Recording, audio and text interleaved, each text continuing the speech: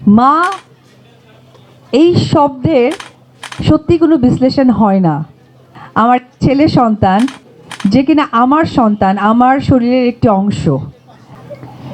এই অনুভূতিটা এমন একটা অনুভূতি, এটা আসলে প্রকাশ করার মতো নয়। এটা একটা অনুভূতি, শুধু একটা রিয়েলাইজ করা। যেমন আমি প্রথম মা হয়েছি, আমি বিশ্বাস করতে পারছিলাম না যে আমার সন্তান, আমার ছেলে সন্তান, যে কিনা আমার সন্তান, আমার শরীরের একটি অংশ। এটা যে কি দারুণ একটা অনুভূতি।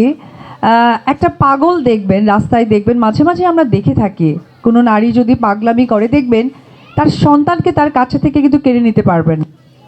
মা এমন একটা জিনিস।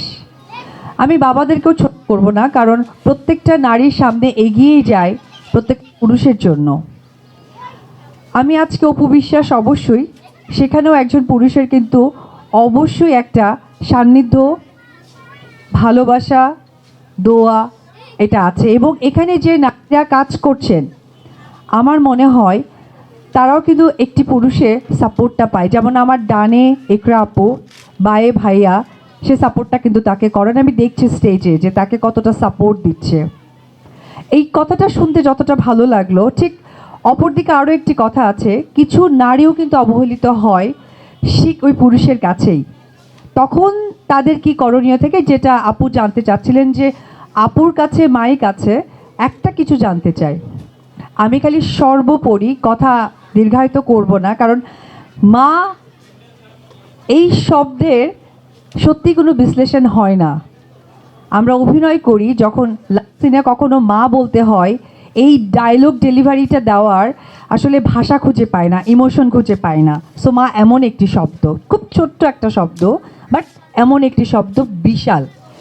তো আপু যেটা বলছিল, আমি আপুর সেই কথা ধরে ছোট্ট করে একটি কথাই বলতে চাই, যে জীবন ভীষণ ছোট, কিন্তু কাজ করতে হবে প্রচুর, যে কাজের মধ্য দিয়ে বেঁচে থাকবো পৃথিবীর মানুষের কাছে।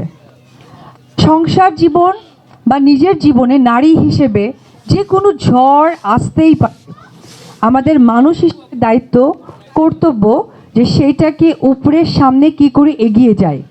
আর এই উদ্দেশ্যটাই হচ্ছে আমার থেকে যেন অপর প্রান্তের কেউ একজন শিখতে পারে। তো আমাদের সকলের লক্ষ্য সেটাই হওয়া উচিত, যে আমরা মানুষকে যেন শেখাতে পারি, শিখতে পারি। ভেঙে যাওয়া যাবে না।